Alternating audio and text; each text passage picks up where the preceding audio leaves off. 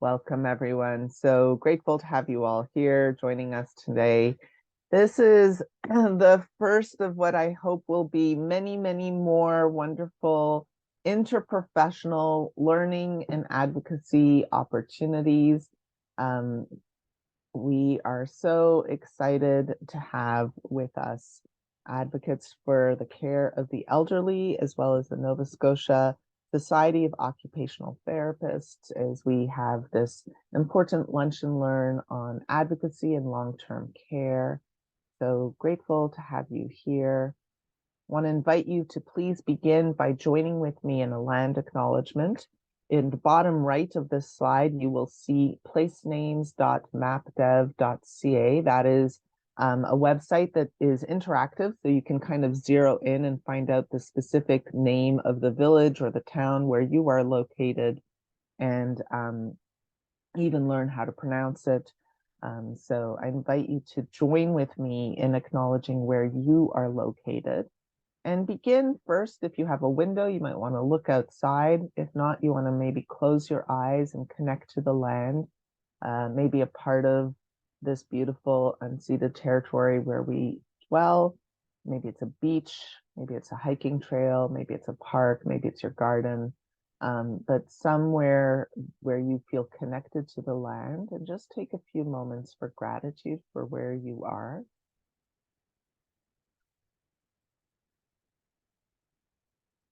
I would like to begin by acknowledging that I am speaking from Unama'ki, which is located on the ancestral and unceded territory of the Mi'kmaq, whose inherent rights were recognized in the peace and friendship treaties that were signed with the Mi'kmaq, Maliseet, and Passamaquoddy peoples from 1725 to 1779.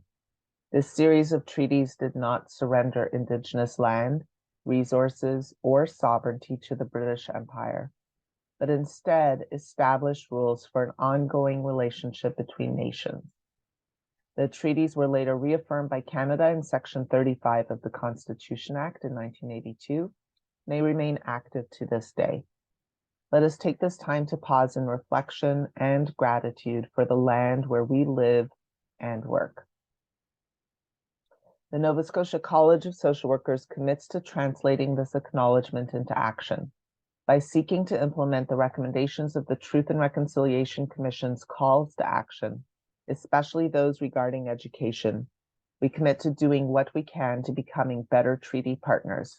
We commit to learning and to unlearning. So let us take this moment to pause in gratitude for all who have and continue to heroically care and advocate for this beautiful land. May we join them in this sacred work. Let us ground ourselves in the wisdom of the land-based Mi'kmaq teachings and values that we must all begin to learn. Let us work to decolonize ourselves, our practice, and this community that we share by working for justice for all living beings as an expression of our gratitude for being here. Let us take a deep breath and recenter ourselves away from the violent ways colonization fills our world and fills us. Let us take a deep breath and work on letting go of the unconscious bias that is everywhere, inside and out. May our session today lead us to be in right relationship with this land and with one another. And when we acknowledge the land, we must also begin to acknowledge the wisdom of this planet and align ourselves with its truths. We are all treaty people.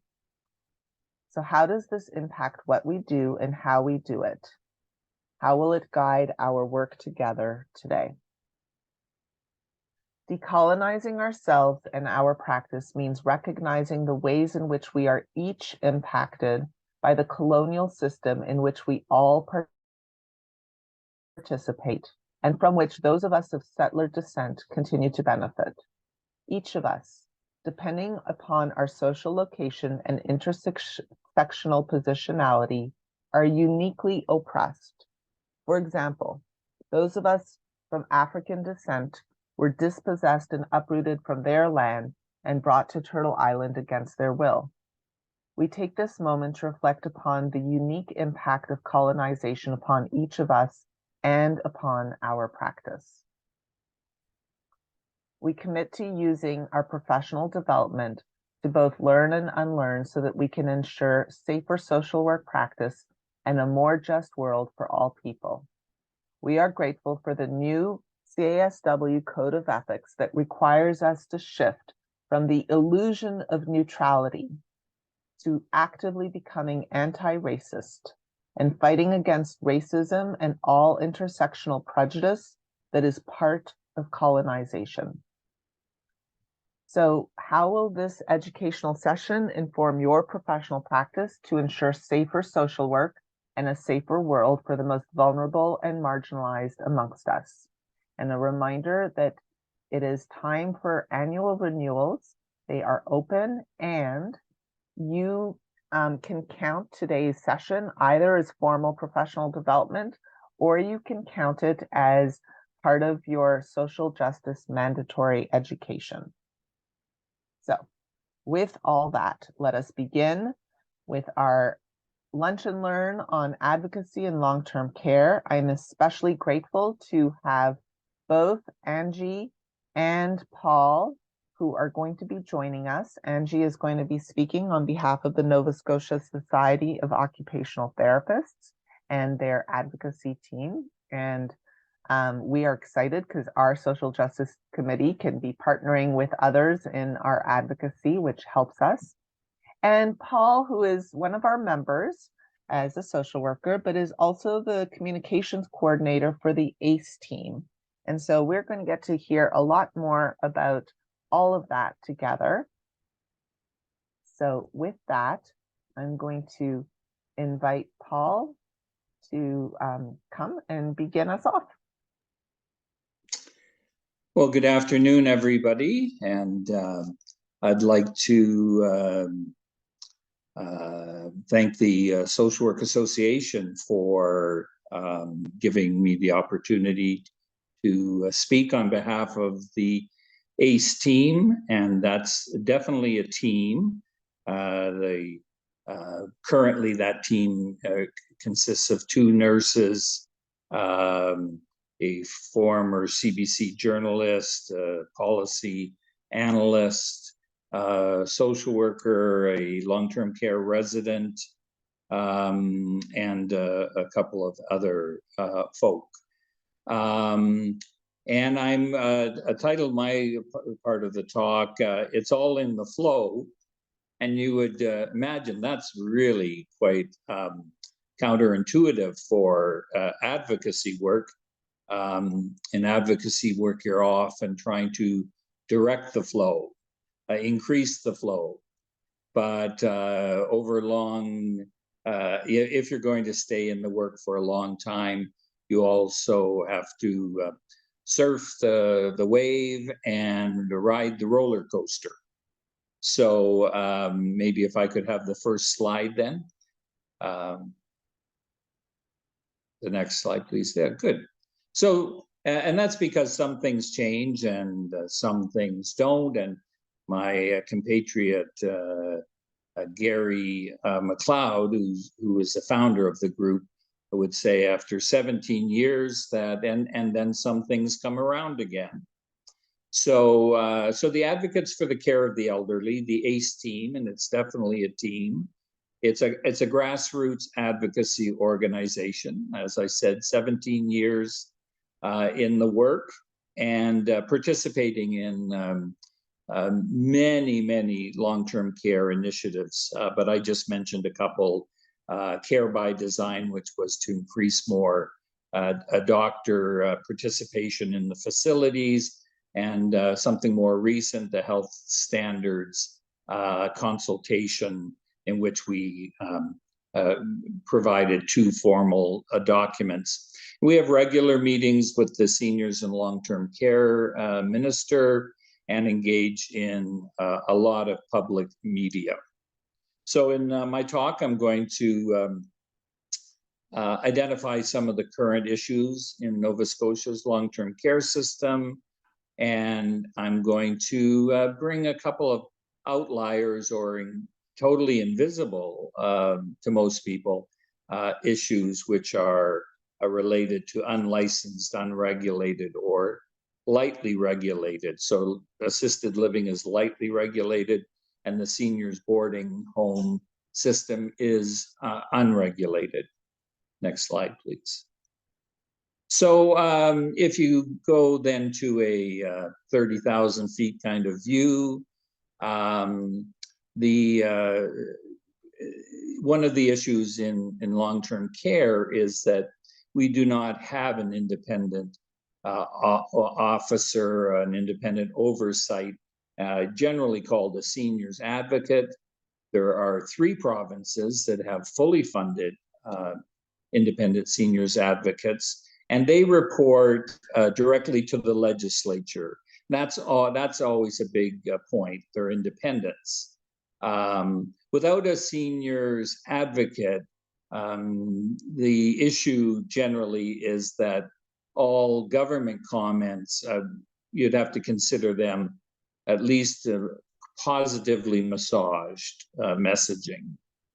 The seniors advocate in British Columbia issues reports, but they also do a 5-year survey of customer satisfaction or dissatisfaction. And it's a powerful survey, I think about 200 measurements.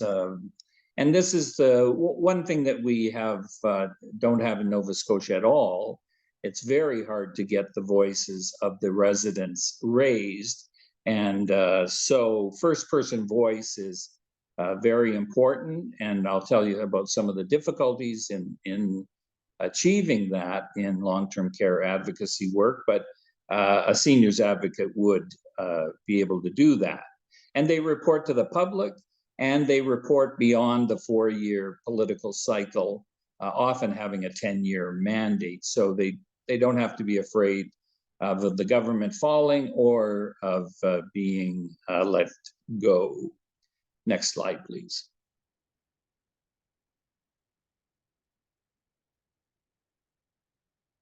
So in Nova Scotia, the current legislation, there's a few acts, but they're a little dated at this point. So Minister Adams has promised new legislation in her first term, and that the act needed to be updated. But the government now is halfway through their mandate that we've been asking about that legislation. We also are a solution-focused group. So many times people think of advocacy as raising deficiencies, complaining, whining, and other versions of those dismissive kind of terms. But we're a solution-focused group, so we've offered 22 recommendations for the new act, and that was favorably received by Minister Adams. 2 of our recommendations, just to give you a kind of a sampling, have a residents' rights focus, and those are about family visitation and abuse investigations. And as an advocate, I try to stay away from special seniors' rights. I think the charter rights and freedoms are sufficient, and in fact, it's a diminishment of those rights that are problematic. Next slide. So some of the macro issues within long-term care, just so you kind of have a lay of the land. Capacity is the issue that most people know about. They say that there will be about 606,000 people in need of long-term care in Canada by 2031, and about 1.8 million needing home care. And it's important to know that both of those segments are needed. Often you'll hear people saying, well, if we just had more home care, that would solve everything. But if you're a parent or an adult child helping your parent at home, you are aware, yes, if I got more services at home, that would be great. But at a certain time, your adult may need 24/7 care, and that is not something that is sustainable at home. So we have 22% Nova Scotians are seniors. I think the highest population of seniors. We have 9,000 or 8,000 currently in long-term care. And you should note that the new standard for those 8,000 people is a single bedroom with a washroom. And this comes out of infection control.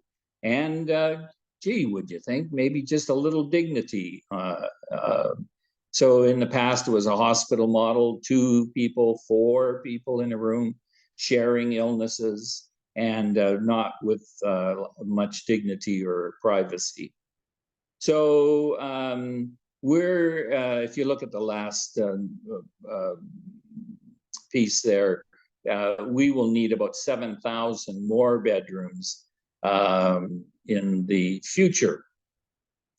So that's capacity. It's there's a silver tsunami coming, no matter how much home care we have, no matter how we organize the homes, there is a capacity issue.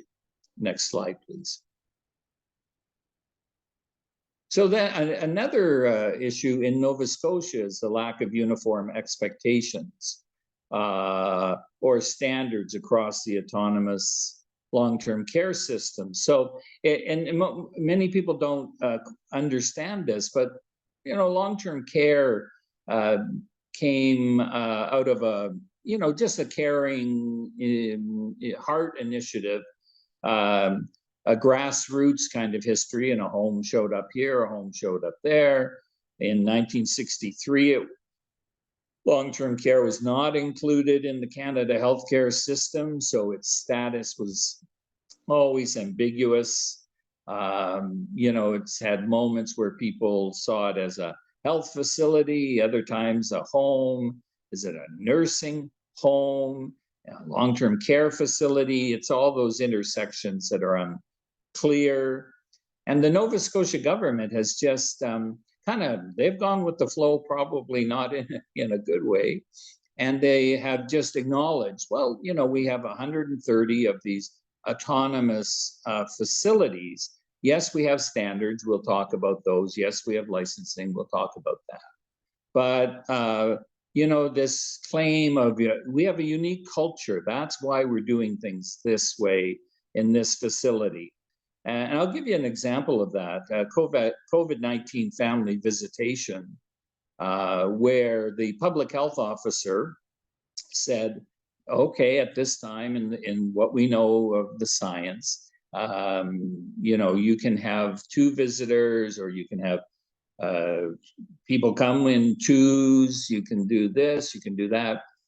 And but across the province, in fact, the facilities did whatever they thought was appropriate. Now, this is the top medical science person. He can direct restaurants what to do. He can direct everybody else what to do. But long-term care had lockdowns when there was supposed to be visitation. 1 person visiting, only family visiting, nobody visiting. It was entirely autonomous.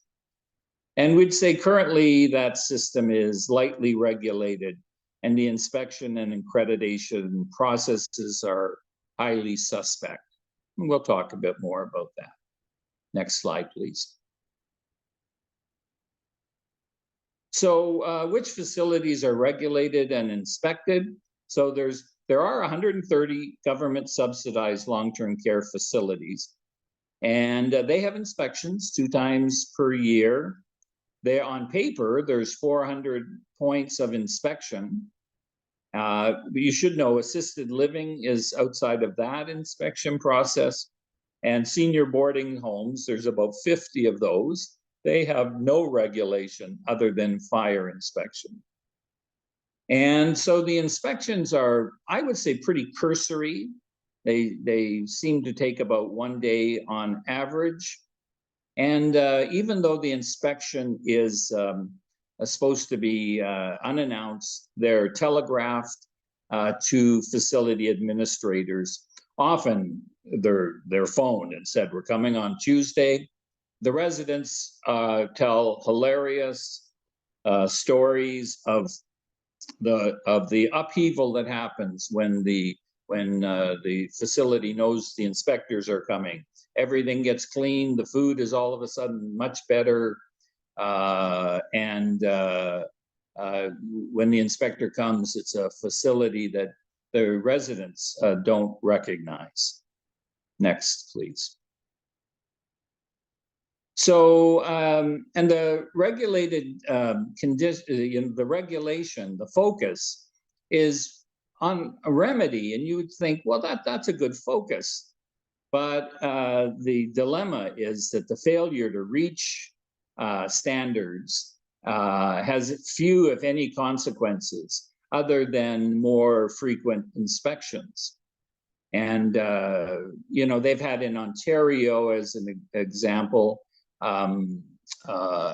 you know, inspections where they've gone back year after year after year, the things haven't been fixed up. Some of those things, the issues have led to deaths. The homes are still operating. So, and the government, their stated rationale for not having a lot of bite in their regulations, not having a lot of consequences, is they can't afford to lose any bedrooms or capacity in the system. And that's communication from high-level government folk.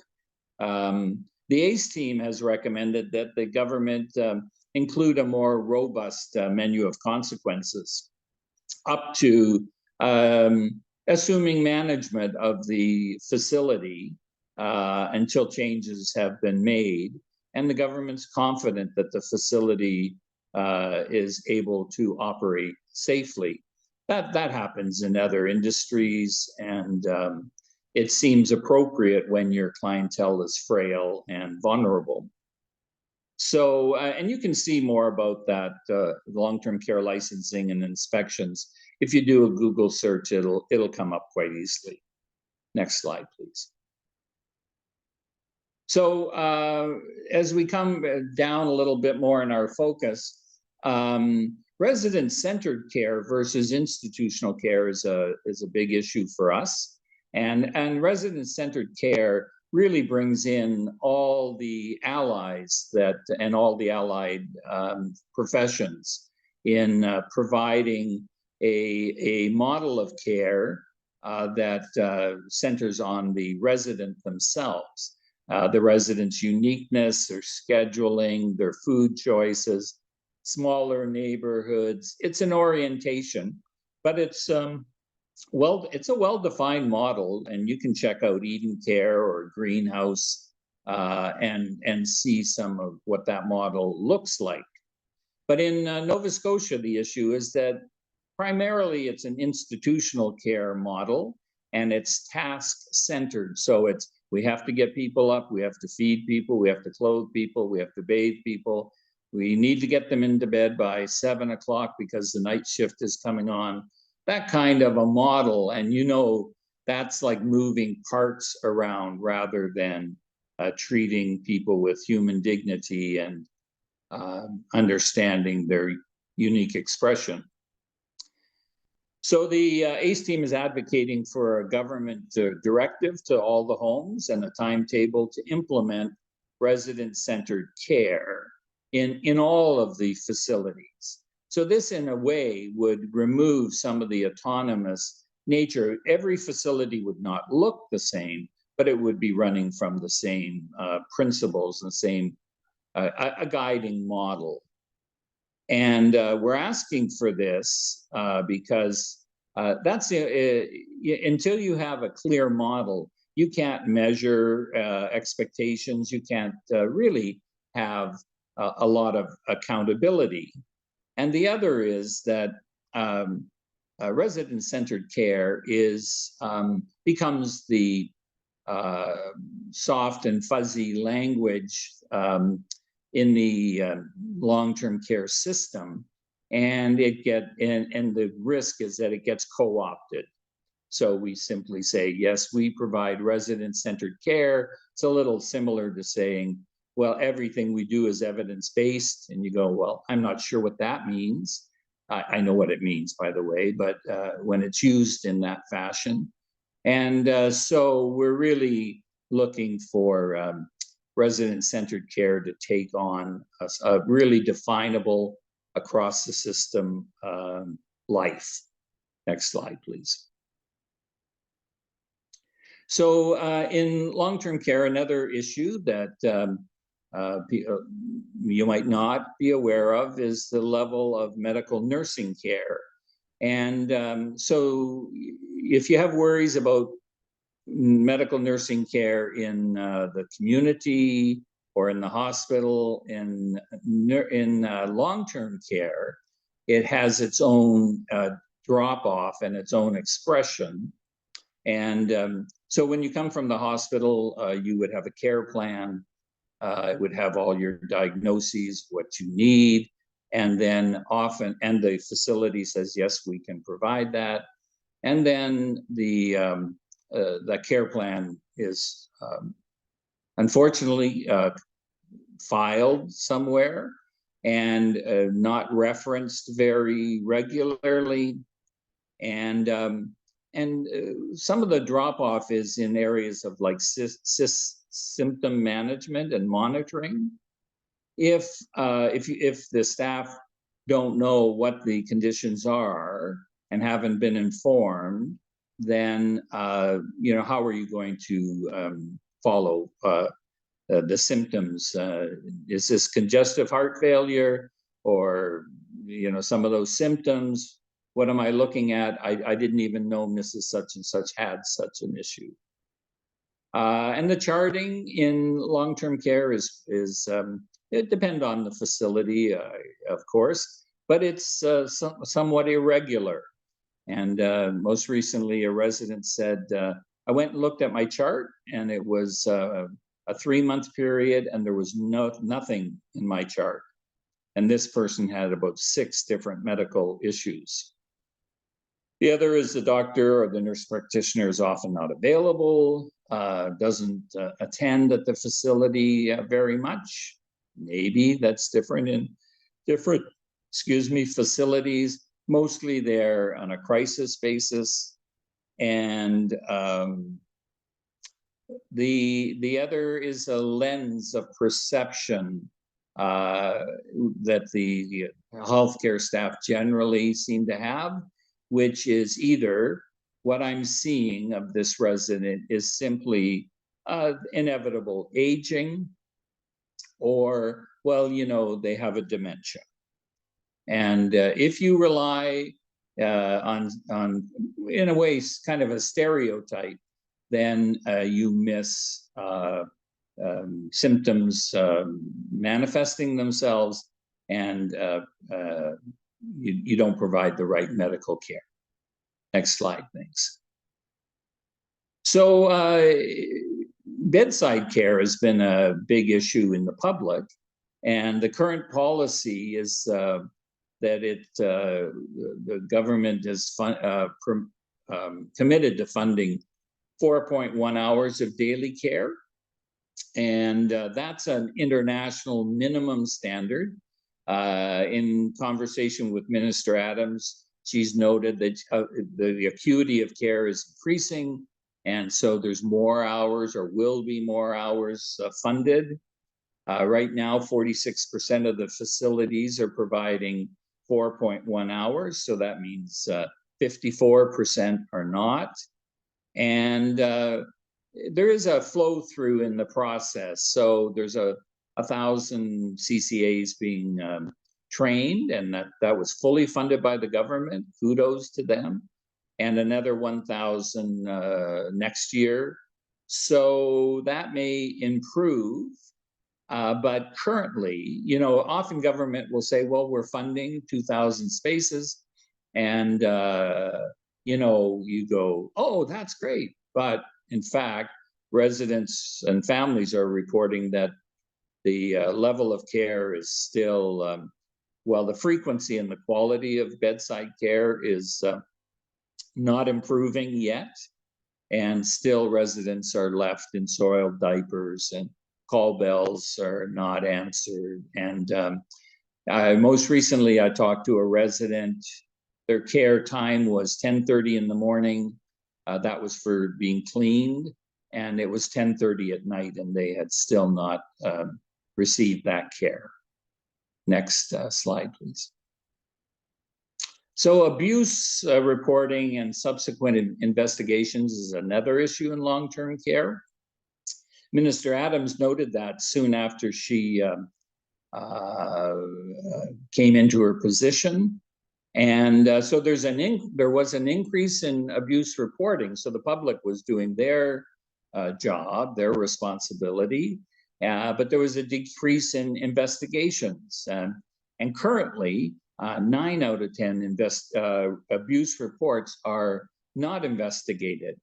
And I have a background earlier in my career as a child welfare investigator, and I know that there's criteria for investigations and what's considered a legitimate investigation. So we've been asking the government to make clear what the assumptions are as to why investigations are not happening. And the government's been entirely silent since Minister Adams' initial concerns.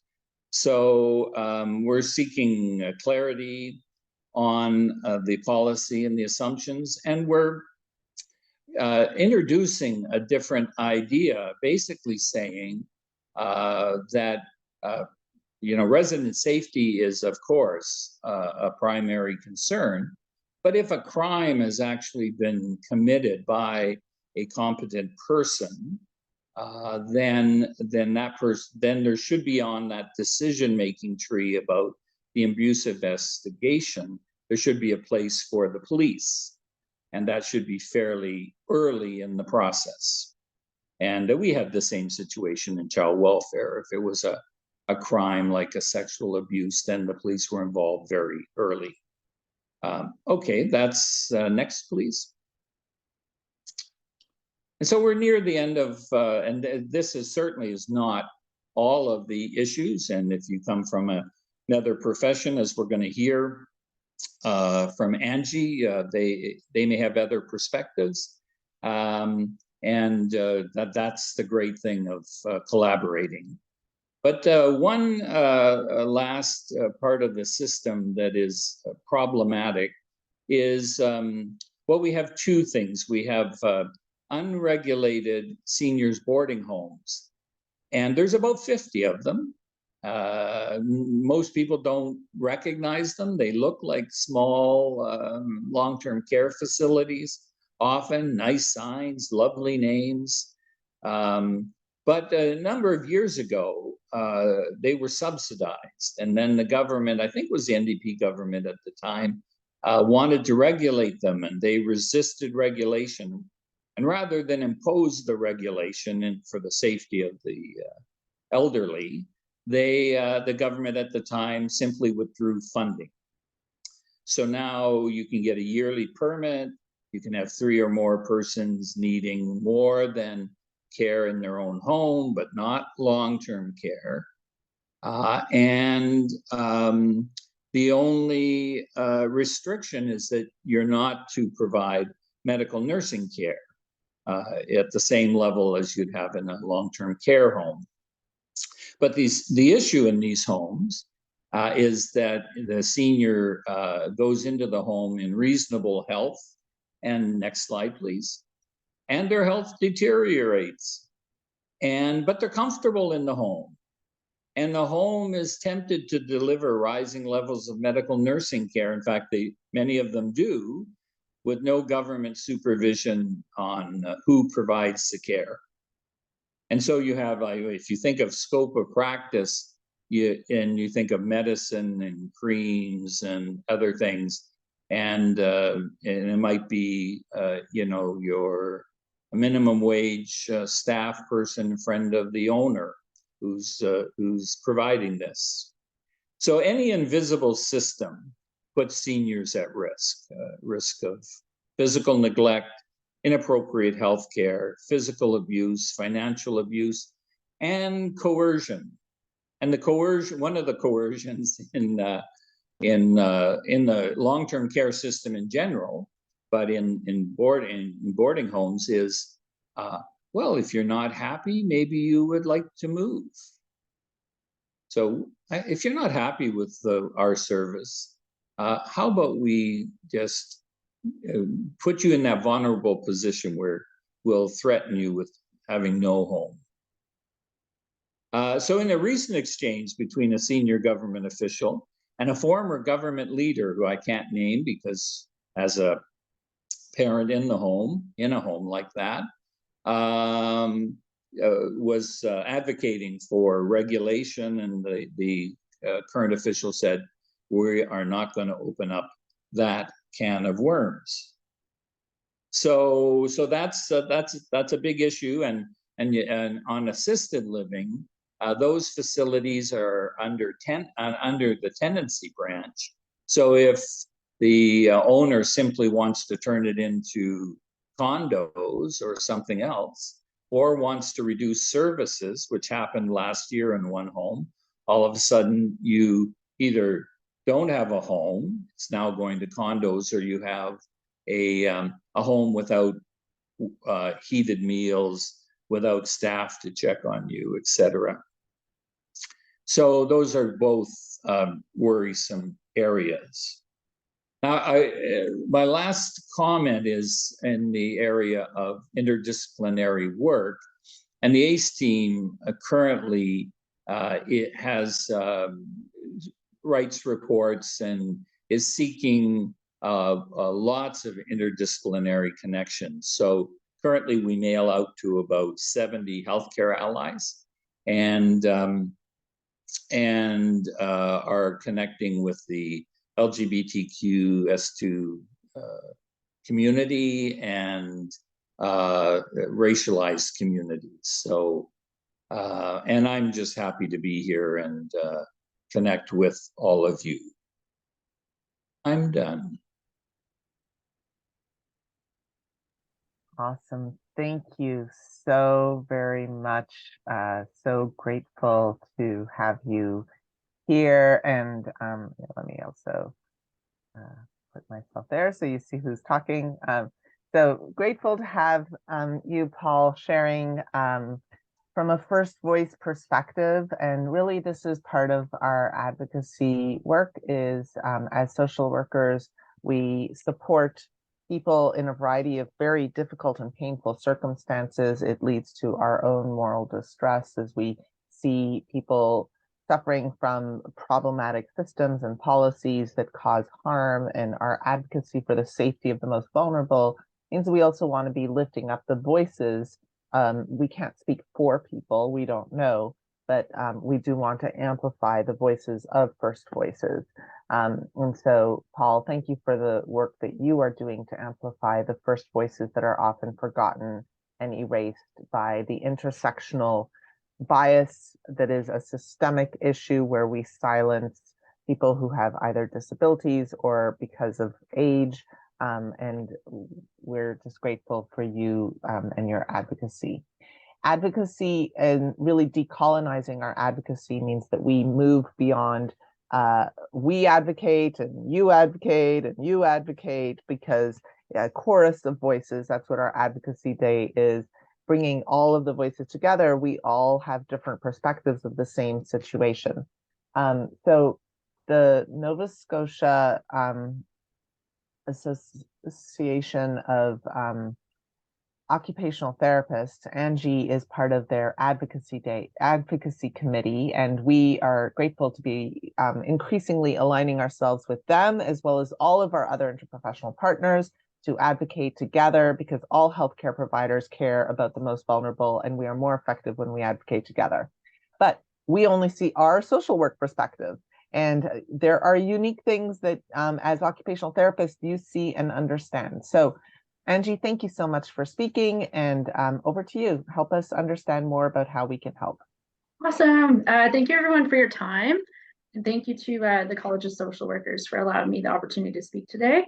I actually feel we have so much in common. So first off, I'm just going to start with giving you a brief summary of what OTs currently are doing in long-term care, and then also all the gaps, all the things that we're missing, all the opportunities that we have to help provide a better quality of life and end of care services for our seniors. So currently, the average OT that you would speak to in long-term care is focused on ordering equipment. I know myself, when I was doing my role in long-term care, I felt like Amazon. Like I would just come in and order equipment and set up equipment. And so typically that looks like wheelchairs, more so than not. Like 10 years ago, we would have a new admission and I would set them up with a walker, some other kind of ambulatory device. Now that's moving into higher end, like tilt wheelchairs. Sometimes you'll see rota chairs for individuals who don't have the postural control to sit upright, and ordering specialized mattresses for wound management.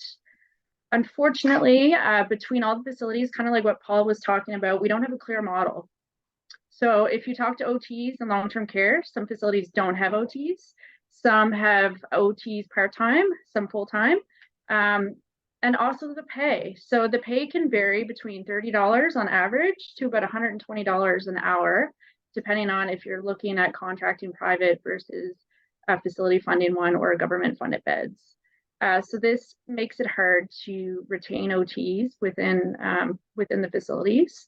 A lot of the directors and administrators I had spoken with across the province now are in a position where they do have positions available, because I know we have advocated really hard to have OT, but they can't hire. They're not getting people applying to these positions, and if they do get them, they're not staying long term, which is a huge challenge for us. And I think that's where we really need to advocate on the cost and the funding for the roles, because if you look at the roles within other settings such as hospitals, they are getting paid on average higher wages.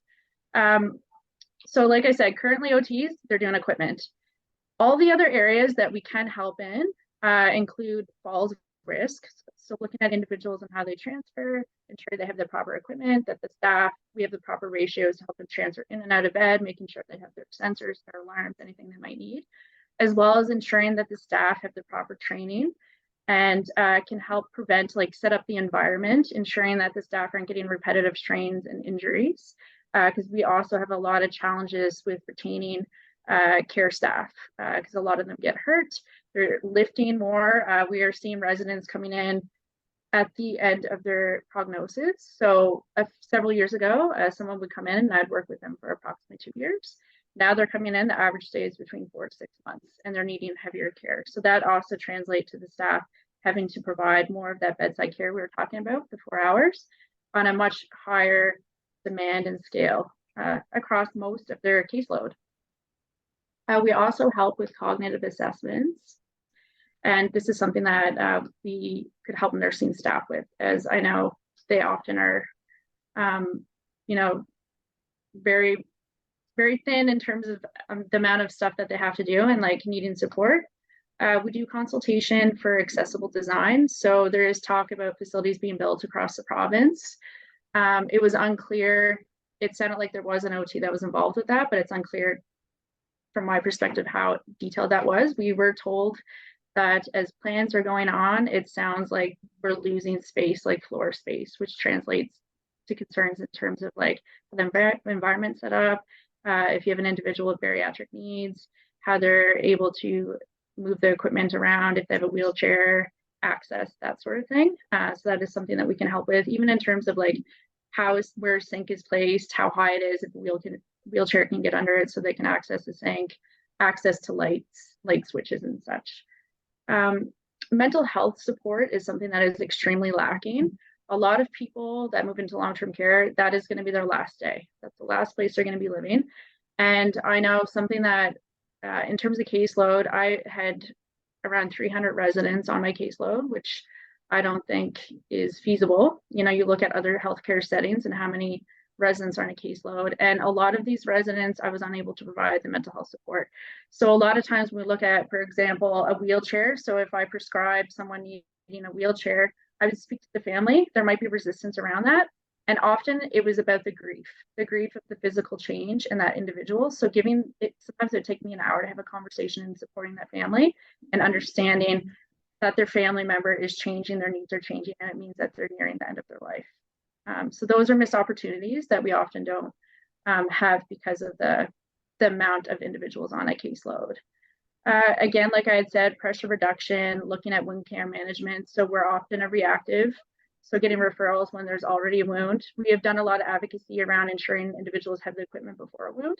Because in the past, you could only qualify to get a mattress if you had a stage 2 wound. Now individuals can get a mattress if there's any kind of redness. But like in most cases, most of the individuals are going to be at high risk for wounds. So making sure that they all have access. Also looking at mobility programs. So there are some individuals who still can ambulate. So like moving around, walking, making sure that they have the appropriate resources to maintain their strength. So the staff don't have the opportunity to walk with them, ensure that they're transferring, which actually can translate into increased care needs. And then that goes again back on the nursing staff and puts them at high risk for all kinds of other things like wounds. Also making sure that, like I said, the quality of life piece. So 10 years ago, you looked at recreation, for example, they would do a lot of outings, a lot of games like bingo. Individuals who are later in their prognosis of dementia may not be able to function in a group setting in that manner or like engage in a meaningful way. OTs were trained in sensory modulation, so providing sensory opportunities to residents to have a meaningful interaction.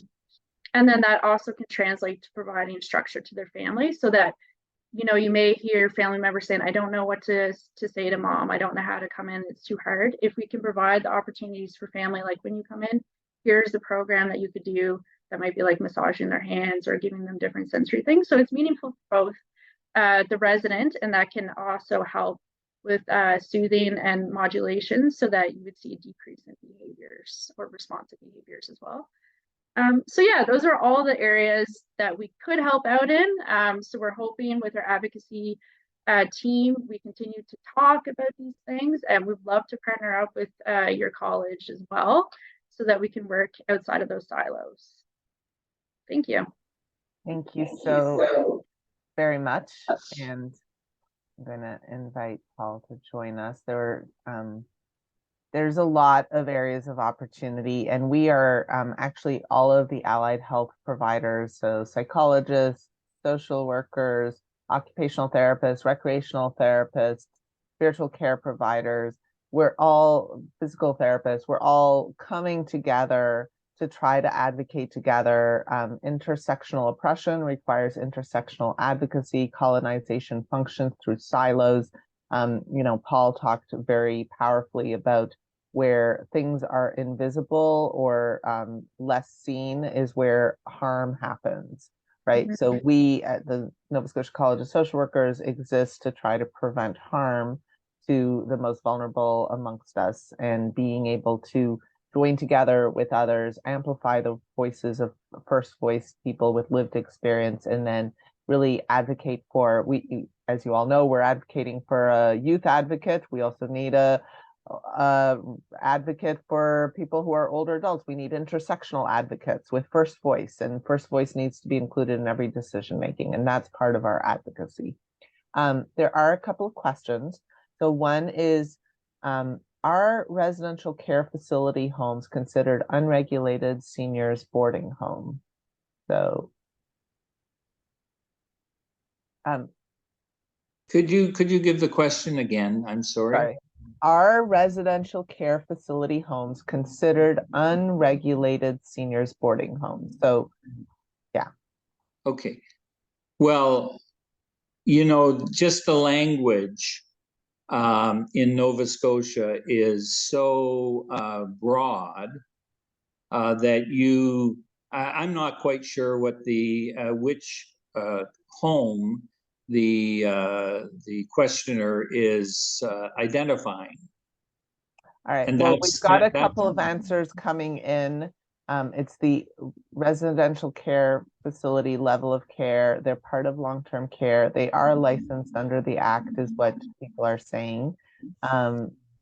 But seniors and long-term care licenses, like what we heard you say is that while there's some regulation, there's still under regulation, and there's still enforcement, and there's still staffing issues and a variety of other factors that go into what all of that looks like. Regulation also requires enforcement.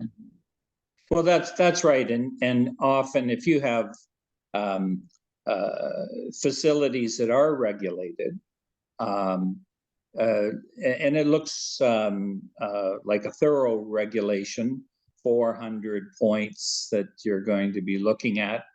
But if you drill down into that, I think, and I think we could benefit from an analysis of what's involved in licensing and inspection these days, because a lot of it is paper-based. So are you filling out this form, that form? Do you have a care plan? So yes, we have a care plan.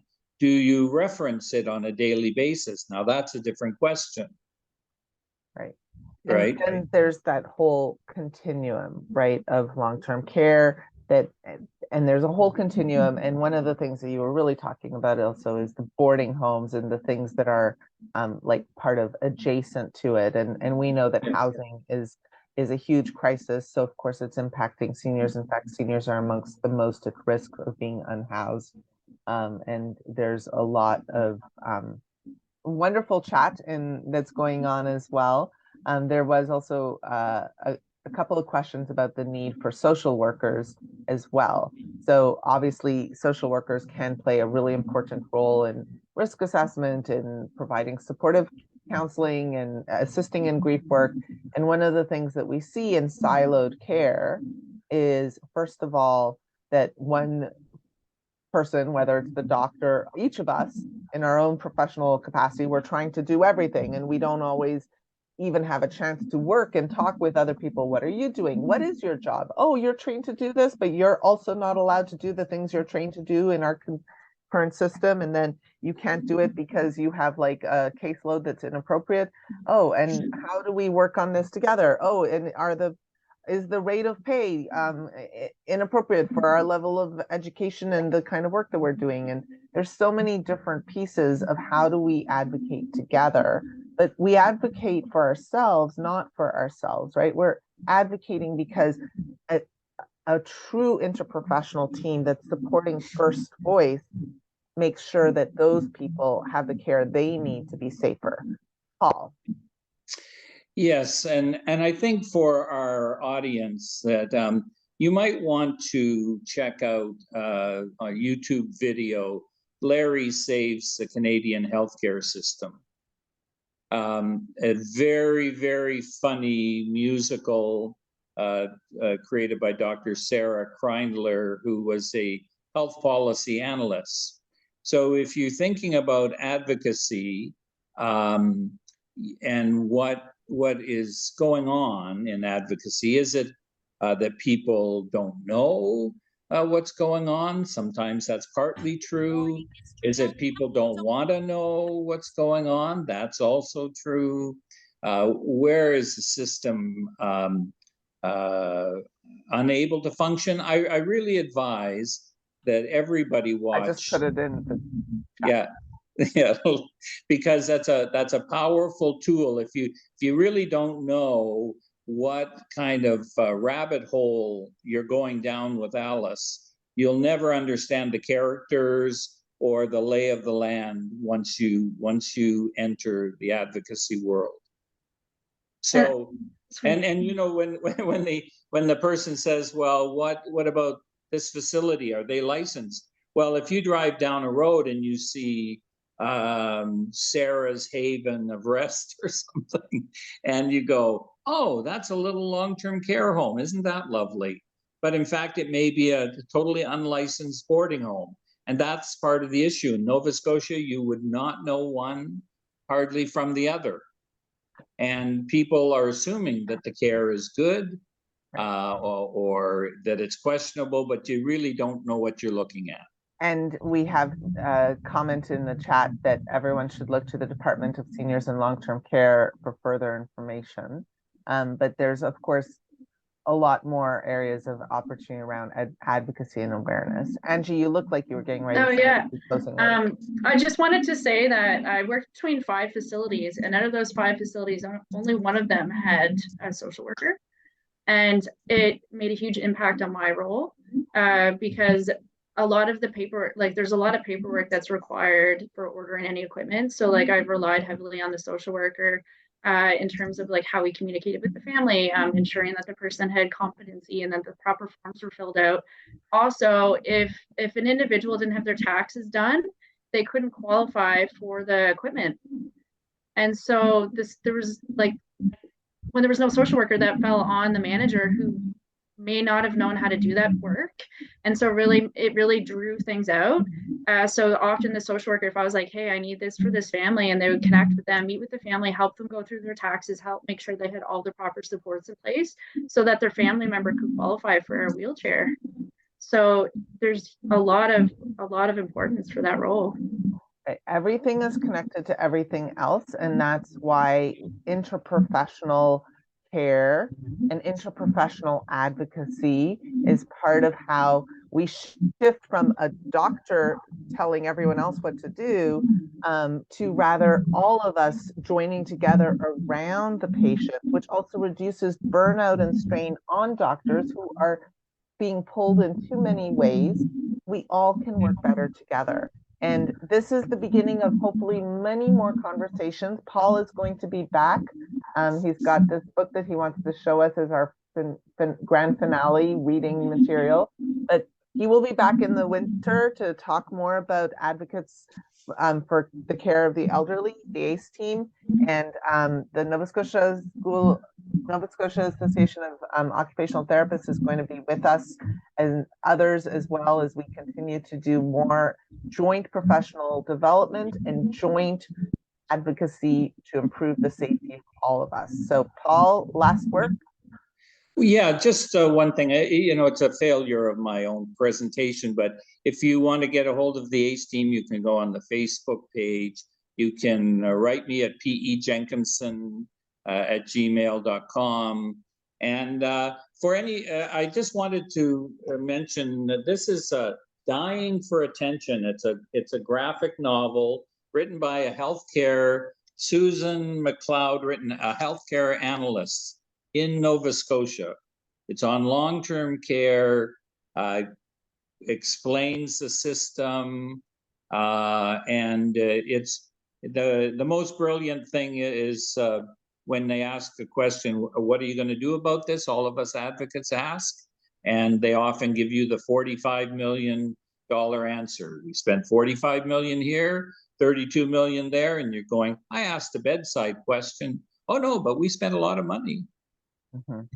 Right. And then, Angie spoke about how is that money used if buildings Absolutely. Are being built without even consultation around, like, for example, the increase in bariatric patients that are not able to enter the rooms because they're not built to be wide enough to allow people in to be able to receive care. There's so many pieces. If we don't all talk with each other, we're actually wasting money and causing harm. So it's really simple, just like any social work conversation. If we just all come together like a big family meeting, we might actually get this right. So grateful to you all for helping us start what we hope will be the beginning of many more interprofessional learning and advocacy opportunities. Grateful to you, Paul, for everything you're doing, and we look forward to continuing to advocate for you. Thank you all. Please see the chat for emails, contact information, and for those of you joining us on YouTube, thank you for watching us and for joining us in our advocacy. We are hoping to have an interprofessional advocacy day, our third advocacy day. It will be March 25th. And so stay tuned, like us on Facebook, and we look forward to continuing to make sure that the safety of the most vulnerable amongst us is best protected and that each of us can support each other in protecting those we're here to serve. Gratitude to you all and have a wonderful rest of your day. Paul and Angie, thank you so much. Thank you.